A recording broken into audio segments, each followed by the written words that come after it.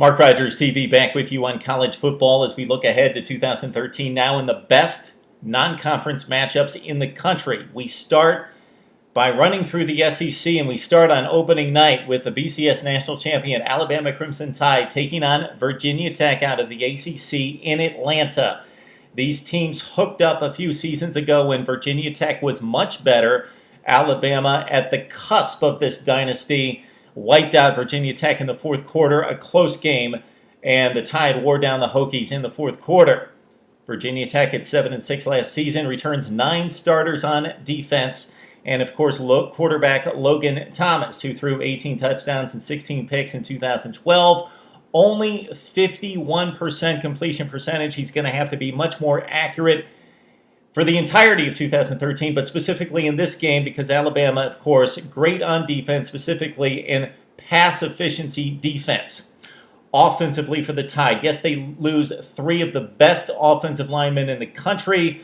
We know how important continuity is up front, so Alabama may have some issues up front in game 1, but if we know Nick Saban, we know, of course, they're going to be as prepared as they possibly can be.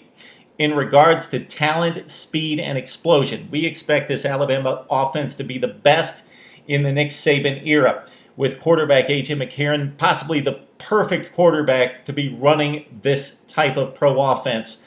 Running back T.J. Yeldon coming off a big season as a freshman. Now Eddie Lacy is gone to the Green Bay Packers in the NFL, and T.J. Yeldon is clearly the number 1 back with a whole lot of talent behind him. And Amari Cooper, of course, the explosive freshman wide receiver, now a sophomore in 2013 at Alabama. We continue with opening night. We look at LSU taking on TCU. The Tigers coming off a 10-3 campaign and a loss to Clemson in the Chick-fil-A Bowl. TCU at 7-6, coming off a bowl loss as well to Michigan State. This game going to be at Cowboys Stadium. Defensive end and Big 12 Defensive Player of the Year, Devontae Fields, suspended for the first 2 games. Of course, a huge loss for the Horned Frogs as they attempt to pull off the upset against LSU. TCU's got 9 starters back from a very sound defense, very explosive, very small but speedy defense. Also, quarterback Casey Pahal is back from some of his issues off the field to lead this offense. Quarterback Zach Mettenberger back for LSU did not have what was expected of him to stretch the offense, stretch the passing game, get the ball downfield, but had his best game in LSU's toughest game at home against the Alabama Crimson Tide and played extremely well in that game. LSU-TCU at Cowboys Stadium, August 31st. Also on opening night, we've got Mississippi State taking on Oklahoma State. The Cowboys coming off an 8-5 campaign. Mississippi State likewise at 8-5 after a bowl loss to Northwestern in the Gator Bowl. Mississippi State lost 2 of the best corners in college football, Banks and Slay. Most of the important players are back on offense. That means Tyler Russell, who threw 24 touchdowns and 10 picks for Mississippi State last season. Also Ladarius Perkins as Mississippi State tries to win the important games in the SEC. They beat up on everybody and lose those games perennially to the Alabamas and the Texas A&Ms last season. And last season, a big loss in the Egg Bowl to Ole Miss as they got blown out by the Rebels. Mississippi State, again, 8-5. Oklahoma State at 8-5 coming into this season. More August 31st matchups, and this is the game of games probably on the entire list for non-conference play in the SEC all season. Clemson and Georgia. Georgia, of course, came within a whisker of playing in the national championship game in place of Alabama. Took it down to the 4-yard line, 5 seconds left, needed 1 more play to convert. Georgia at 12-2 after disposing of Nebraska in postseason play last year. Clemson at 11-2. They got the big win in the Chick-fil-A, coming back from 10 down to defeat LSU. The Clemson Tigers were actually 2-1 against the SEC last season. They lost to South Carolina, got wins against Auburn, which of course we know what the Tigers were worth last year at 3-9, but also the Chick-fil-A win against LSU. Georgia defensive losses were huge. They bring back a lot of talent, but we don't see how they can possibly replace probably the most talent of any unit in college football last season. Not the best defensive unit in college football, but the most talent moving on to the NFL. Clemson, of course, comes in with Taj Boyd at quarterback, and he just gets better and better and better each season. On the other hand, Clemson's defense is going to have its hands full with a Georgia offense that returns 10 starters, including, of course, the man that makes it go, quarterback Aaron Murray, and also running back Todd Gurley and his backup Keith Marshall, two of the best in the SEC. Gurley racked it up for just about 1,700 yards and 17 touchdowns on the ground last season. Moving ahead to the end of the season, we still have Clemson in play against the SEC. The Tigers take on perennial rival South Carolina. The Gamecocks at 11-2 last year. Clemson at 11-2. Dylan Thompson tore up the Clemson Tigers last season. 310 yards passing and 3 touchdowns, and he's not even the starting quarterback. Connor Shaw had to sit out the spring. He's still injured. Should be able to make it back this fall. But we saw with Dylan Thompson's play again against Clemson and also in the bowl game against Michigan that South Carolina is set at quarterback. Connor Shaw, 17 touchdowns, 7 picks. Marcus Lattimore, of course, gone to the NFL. A lot of defensive talent gone off that South Carolina roster, but the freak is back, Jadeveon Clowney, and one of the great players in college football that we've seen in recent years. All right, we also have November 30th date with Vanderbilt taking on Wake Forest. These two are becoming kind of out-of-conference rivals. Vandy needs one outside of the SEC. Just about everybody else has one. Vandy won this matchup last season, 55-21. Vandy's become a program that's not just happy to get to a bowl game, not just kind of a cutesy fringe bowl team winning 6 or 7 games.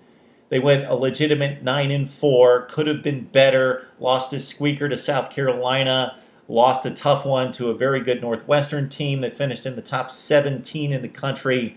They've got a great coach. When you take everything into consideration, James Franklin on the sideline for Vanderbilt seems to be the perfect fit in Nashville. They lose their quarterback and their top running back, the all-time leading rusher at Vandy, Zach Stacy. They bring back a ton on defense. And also wide receiver Jordan Matthews, who caught 94 last season, was all SEC. And that's saying a lot when you've got an all SEC wide receiver at Vanderbilt. Again, Vandy-Wake, Vandy's top matchup out of conference this season on November 30th. On that same day, we also have Florida State. This was probably, although the game did not go down to the wire, this was one of the most entertaining games for me last season. Just watching two very talented football teams, not just explosive football teams. We're not talking about Oklahoma, West Virginia here. We're talking about talent across the board. Line play, linebackers, speed at outside linebacker, defensive end, all the way across the board. Florida State played a great game last year. Florida took it over in the fourth quarter, and at that point, they looked like the best team in college football. Of course, they didn't get a shot at the BCS championship and came up very small in the Sugar Bowl against Louisville. Florida also has a huge game coming up. We like to see this series renewed. They take on Miami, another in-state rivalry there. So on September 7th, it's Florida against Miami, and then the traditional rivalry to end the season on November 30th with Florida taking on Florida State. Jameis Winston takes over as the redshirt freshman quarterback for E.J. Manuel at Florida State. He was the number 1 rated quarterback by most services in 2012 coming out of high school, and by ESPNU, the 14th rated player overall in the ESPNU Top 150. He finally now gets his shot, and he's going to have 11 games to prepare for Florida State on November 30th. Also have some interesting matchups as we try to not single anyone out, but we're running through the entire SEC, so we're going to mention everybody in the conference here, including Texas A&M, who really needs to play somebody of their caliber outside of conference. The best we could come up with for Texas A&M at 11-2 last season, a date with SMU. The Mustangs had a nice season at 10-3, including a 43-10 bowl win over Fresno State. SMU going to the Big East, of course, doesn't make any sense, but they are. And, of course, it's SMU and Texas A&M, and it's all about Johnny Football, Johnny Manziel. They lose Ryan Swope, does A&M, along with Luke Jokel, one of those three great tackles that went at the top of the NFL draft, and Demontre Moore on defense. SMU loses 6 all-conference players. And the defensive backs are probably the weak spot for this football team, so look out for SMU and Texas A&M here. It doesn't look pretty for the Mustangs in this one on September 21st against Texas A&M. Other matchups, we've got Ole Miss at 7-6 this past season, taking on Texas. The Longhorns at 9-4, 22-16 the past 3 years. We know, Texas fans, that won't cut it. 9-4 did include a bowl win over Oregon State and a 66-31 thumping of Ole Miss. The Rebs finished strong, though. Closed out with LSU, took it down to the wire, demolished Mississippi State, and also Pitt. Quarterback Bo Wallace is back, and this team is not the team at the end of the season that we saw earlier in the season. This team improved as much as any football team in America coming down the stretch, and of course Hugh Freeze put together a top 5 recruiting class for Ole Miss, so it should be interesting, the rematch, Texas-Ole Miss in Austin. We also have on September 21st, we've got Arkansas at 4-8 last season, taking on Rutgers at 9-4. Rutgers won this matchup last season 35-26. Rutgers' offense is horrible. They've got quarterback Gary Nova. He's back, but he's marginal. The run game could only produce 121 yards per game last season. No Jawan Jamison. He's off to the NFL, and they're supposed to produce more offense. That's going to be difficult. For Arkansas, it's all about quarterback Tyler Wilson leaving. Enter quarterback or head coach Brett Bielema, and we'll see how he does in Fayetteville as he really steps up in class in moving to the SEC West. Also like to talk about the September 7th matchup of Auburn, 3-9 last season, taking on Arkansas State at 10-3. They defeated Kent State in the GoDaddy.com Bowl. Auburn needs to find a quarterback amongst the sophomore Jonathan Wallace, who should get the edge over Kyle Frazier here. Auburn, Arkansas State, of course, Gene Chizik out. Gus Malzahn in for the Auburn Tigers. Again, 3-9 last season, trying to correct things on the Plains. On September 14th, we've got Tennessee taking on Oregon. There's about 5 SEC teams that Oregon does not want to play, but Tennessee is not one of them, especially after losing some of the best talent on the offensive side of the ball in the SEC, and quarterback Tyler Bray and wide receivers Justin Hunter and also Cordell Patterson. Justin Worley looks to be taking over at quarterback for Tyler Bray with Tennessee. They've got an extremely difficult task. Tennessee at Oregon on September 14th. And we've also got Mizzou. We want to talk about the Tigers, 5-7. Kind of tough to pick out their toughest matchup here in the non-conference season. Not Toledo, not Arkansas State. We're going to go with Indiana out of the Big Ten just because it's a Big Ten SEC matchup, which is pretty rare in regular season play. Head coach Kevin Wilson trying to upgrade the passing offense in particular at Indiana. That's what he knows well. And for Mizzou, they've got a passing game as well. It's probably the strength of the team with quarterback James Franklin and a front seven on defense that's going to be very questionable. And when you've got a poor front seven and questions on the front seven on defense, it doesn't bode well for Mizzou in the SEC this season. And finally, we talk about Kentucky on September 14th, taking on Louisville. These two teams get together every season, and the Cardinals took it to Kentucky last season, and they should as well this season. The Big East was actually 4-1 against the SEC in 2012. Of course, as we've explained in earlier posts, that's very misleading. Got to look at the matchups. Rutgers, co-champion, versus Arkansas, 10th, 11th, best in the SEC.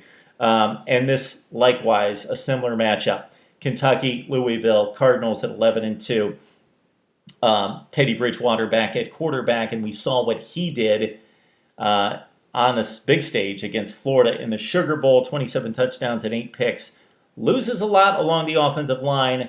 do the Cardinals in taking on Kentucky. Again, this is Game 2, September 14th. Kentucky taking on Louisville. Non-conference matchups that we're keeping our eye on in the SEC. Now we need to hear from you on Mark Rogers TV.